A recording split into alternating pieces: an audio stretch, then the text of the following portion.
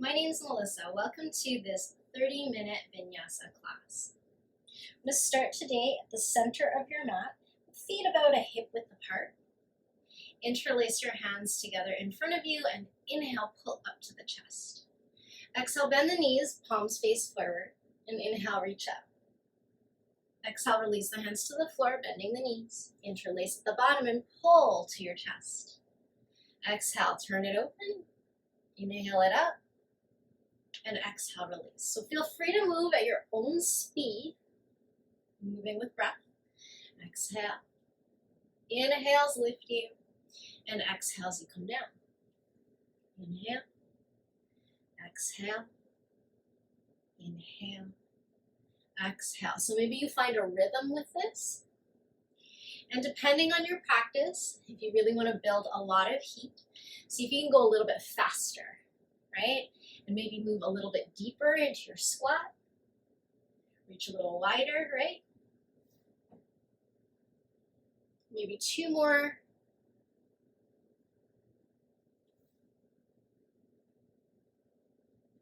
And then we'll stop with the arms up.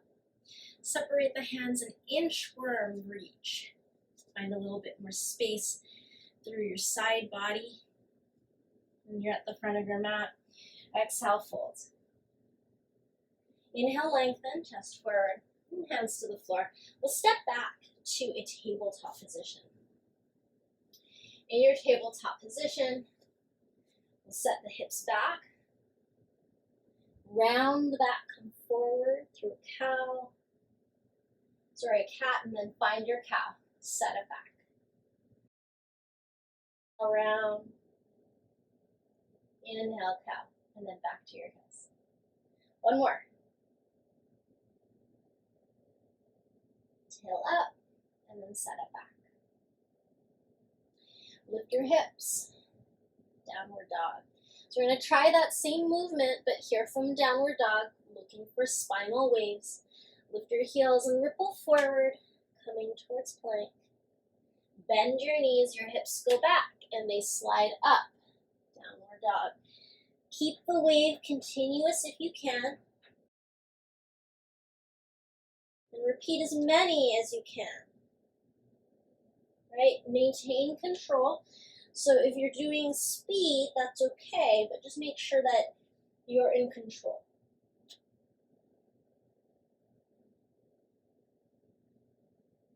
I'm going to do one more.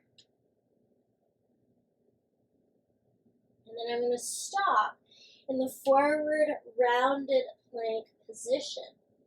And we'll pause and hold for 5. Draw the navel up. Squeeze your legs straight. 4, 3, 2, and 1. We're going to lower all the way onto the chest, so you can put your knees down if you need to. Otherwise, lying onto your front and swing the legs back. Inhale, cobra.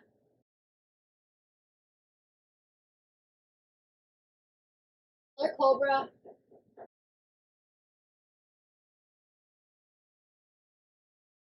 And then upward dog. So thighs come off the floor for upward. For the toes, downward facing dog.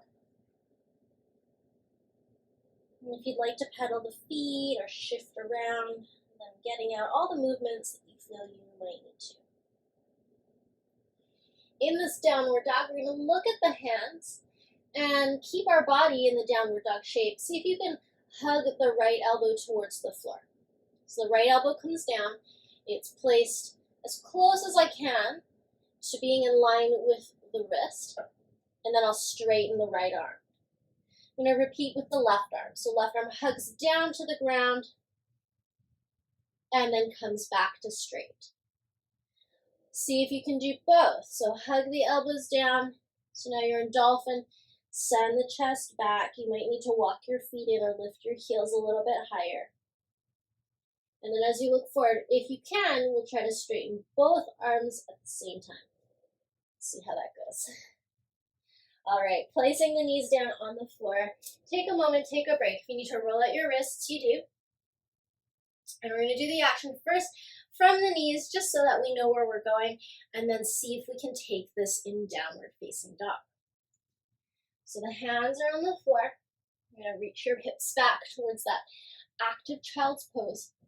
And I want you to think about sending your body through your arms, and you're going to come right into a cobra or even kind of an upward dog. So as you go through, hug your elbows in and sweep through, right, top of the feet, maybe thighs down or up.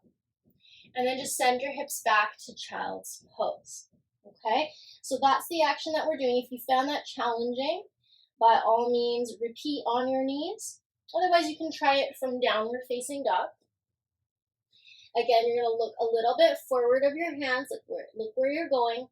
And as you pass through, think of hugging your elbows towards each other and thinking about coming into that cobra pose. So as you pull through, you swoop in, and then I'm taking my hips up and back, downward dog. So one more of your choice can be from the downward dog or from knees. Again, look where you're going, hug your elbows in, and send your body through. Nice work. Back to downward dog. The right leg forward. Take the right hand up, look up. Bring the right hand towards the left and see if the elbow will come towards the floor. Open again. And elbow towards the floor. One more. Up. And elbow towards the floor. From here, turn your left heel down and scoot that right elbow towards the right knee. You'll open side angle. So if you have a practice where the arm comes down or the hand comes to a block, you can take it there. Otherwise, you're finding yourself in a side angle that you can sustain. Holding here. Reverse warrior. Hands to the floor. Step back, down dog.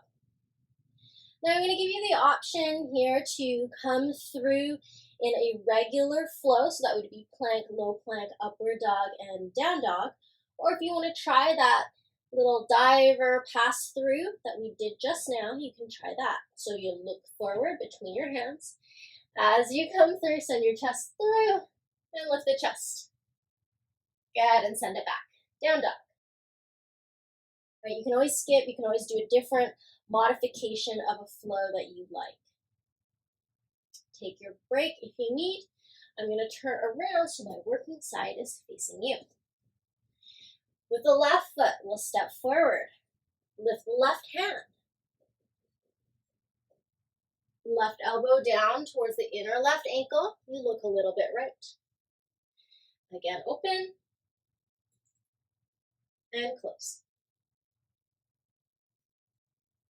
Open and close. Just take a pause. We're going to bring the left elbow towards the left knee, right? If you had the hand on a block, you could do that version. Turn your right heel down and open to your side angle. Try to turn your chest open towards the ceiling slightly. Look for the long line from your right armpit to your right ankle. Hold.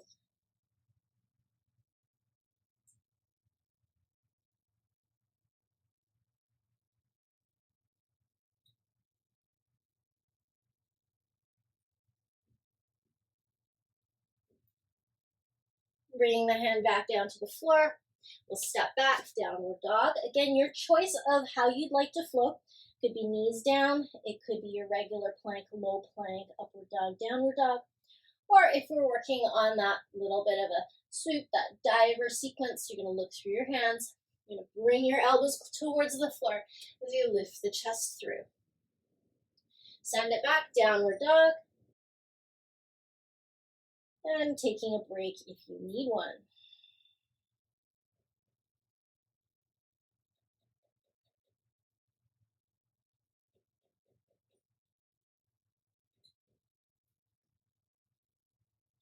With the right leg, we'll step forward towards the right hand. Lift the right hand. Bend your left knee.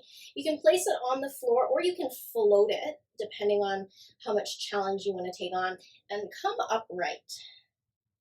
Okay, so you're lunging and you're twisting.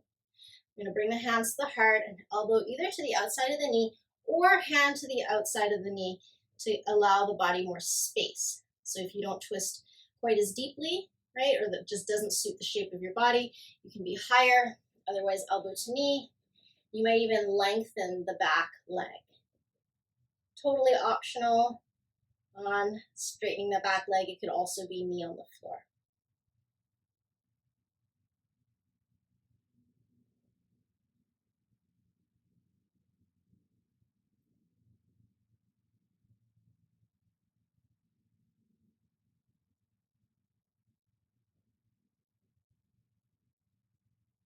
Okay, hands come back down to the floor. We're going to step back. Your flow of your choice. Downward facing. Take a breath, take a rest. Again, I'm going to change direction, so my working side is facing you. You can stay in whichever direction that you're in. So we're going to take the left leg forward. Left hand up.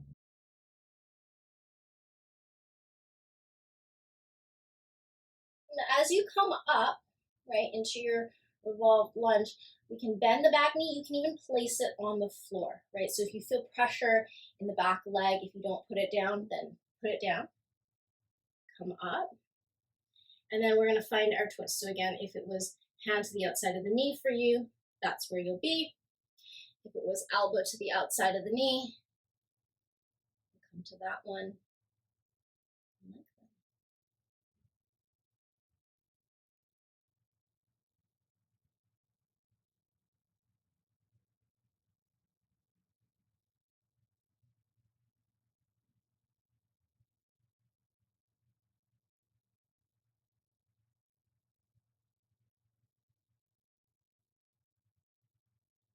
I'm going to bring the hands back down to the floor, step it back.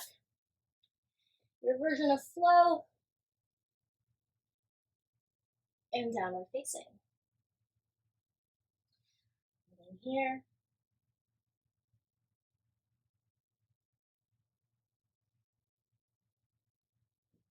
Walk the feet forward towards the hands. Lift the chest. And exhale, fold. Inhale towards standing.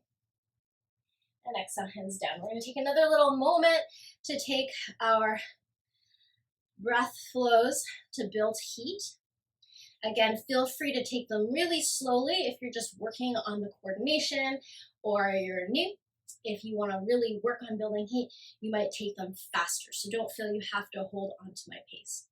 So hands interlace in front of you. Inhale, hands to the chest, and exhale, turn the hands up, bend the knees. Inhale. Exhale. So full body movement, arms and legs are going. The bigger, the larger you make your movements, the more work you're doing, right? Trying to coordinate your breath if possible. Exhales and then inhales to come up. Exhales out. Inhale up. Right, exhales go down. Inhales come up. Going down and coming up, right? So as you practice it more, they'll feel a little bit more smooth. You might feel a little more confident.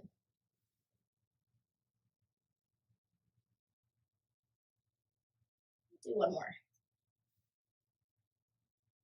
And then we'll stop again with the hands up. Separate the hands.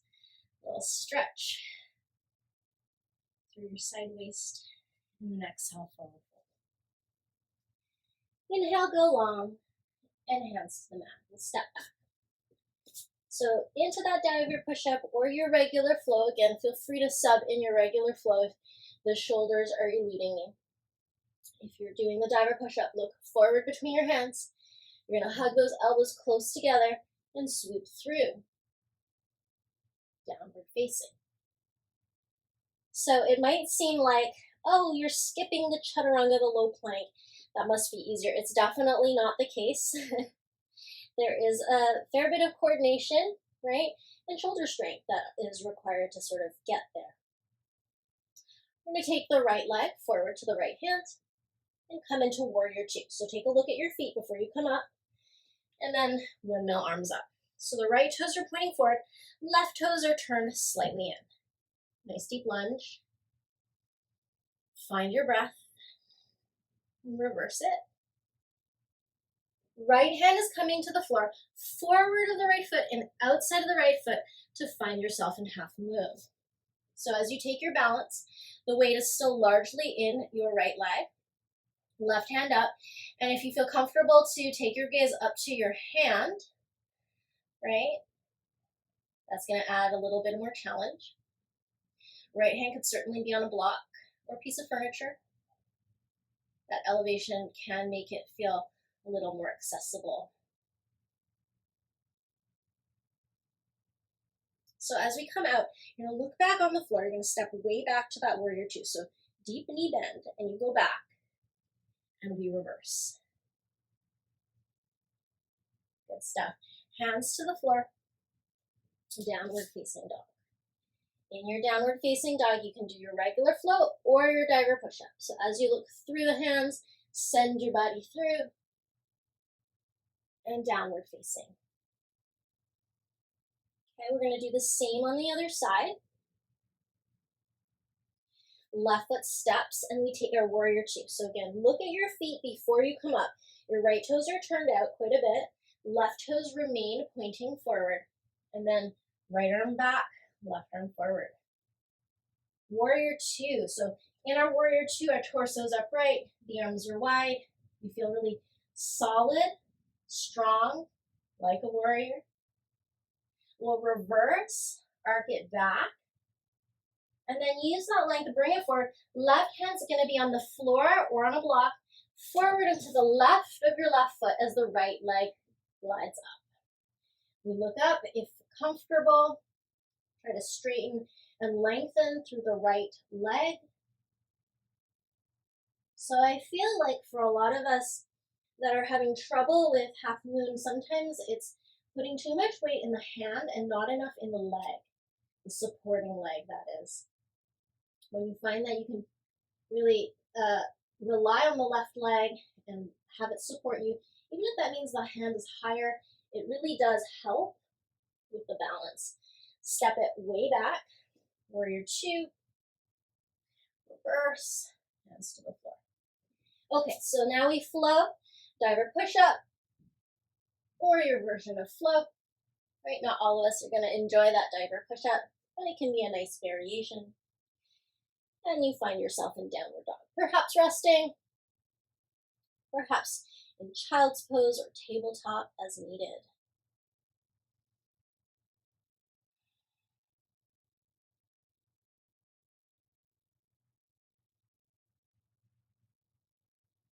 We're going to look towards the hands. You can step, you can walk, you can jump. Come into chair pose. So in chair pose, take a look at your feet, squat, and reach. Send the hips back. And then as you slowly lower, try to sit yourself on the floor. And if you need to use your hands to avoid crash landing, you put your hands down. Walk your feet a little forward, and then we're going to roll down onto the back. So take your time. Think about moving each vertebra one at a time until you're all the way down. And then just walk your heels back enough to get into bridge setup. So bridge setup, you may be a little bit forward of grazing your heels with fingertips. I like arms straight down and arms flat, so not tucked under. Toes are pointing forward, and we press into the feet. Now as I press into the feet, I'm thinking about pulling the heels back towards my head. And that's going to help me lengthen through the front of my thighs and the hip.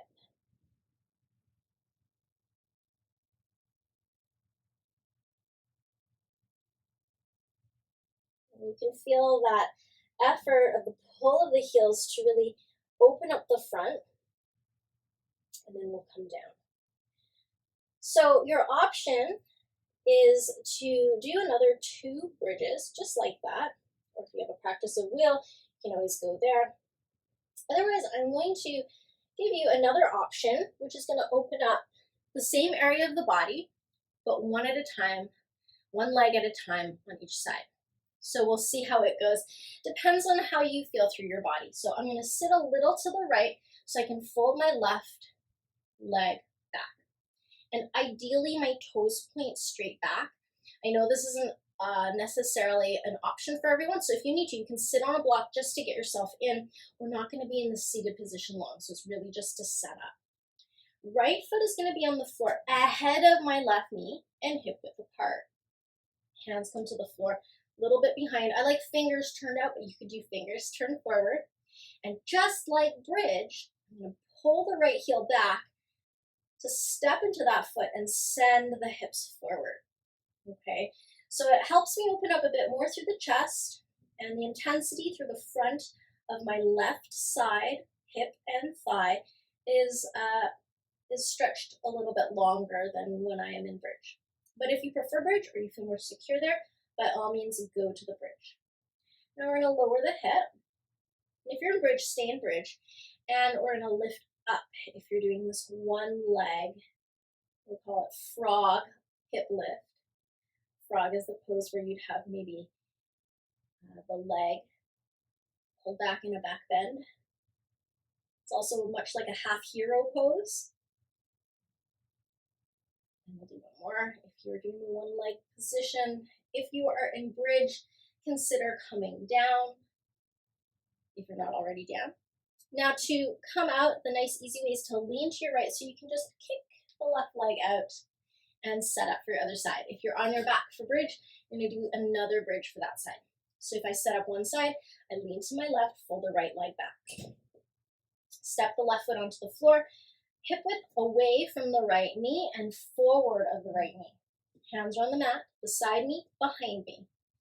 I'm going to step into the left foot and think of pulling the heel back towards my head to bring my hips forward in space. Right? Just hold this first one to see how it feels. Of course, if you have any issues or feel not safe, then you come out sooner. And then we come down. 3 like this. Or if you like holding, you could just hold the whole time.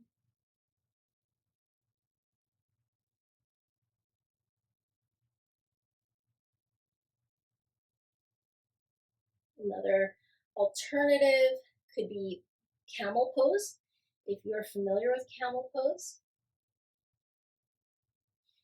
And we'll come down. So if you're in bridge, start to make your way down if you aren't already. If you're doing the one side, you're going to lean to your left so you can kick your right leg out straight. Good stuff.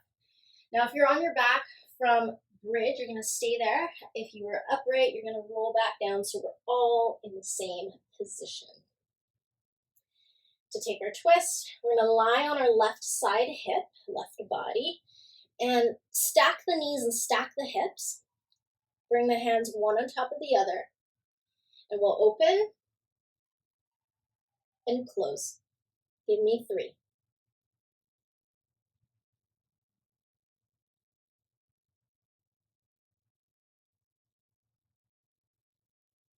And on the last one, let's hold it open. And here you might adjust with the shoulder blades if needed. Breathe into the right side body, the right side ribs.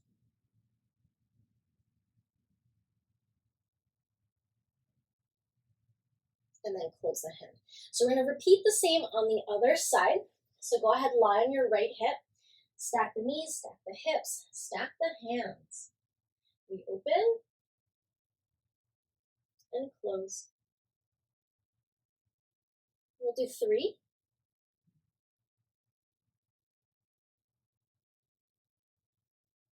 And then we'll, after 3, we'll hold open. So we'll take the arm out. You might bring the right shoulder a little more to the right. I also think about the front of my left shoulder and chest. being lengthened here.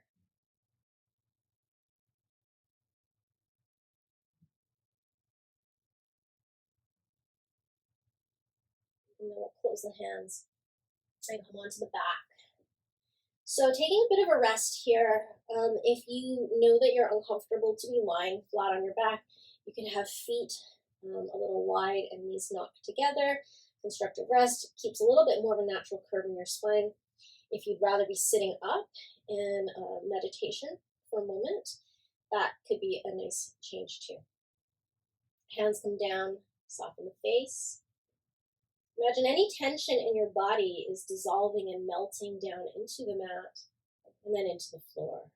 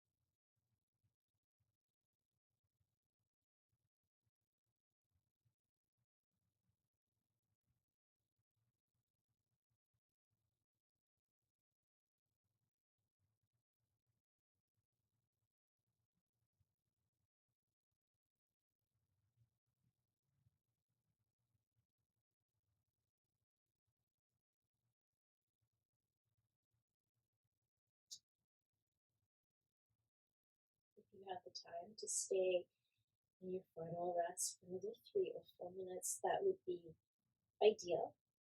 But if you need to get on with your day, introduce some movement to your fingers and your toes, your wrists and your ankles, your arms and your legs. And then step your feet onto the mat and shift the weight to one side. From your side, taking your time to come up to sit. Thank you so much for sharing your day with me. Thank you for your energy, for practicing yoga, and especially for all of your efforts. Have a wonderful rest of your day.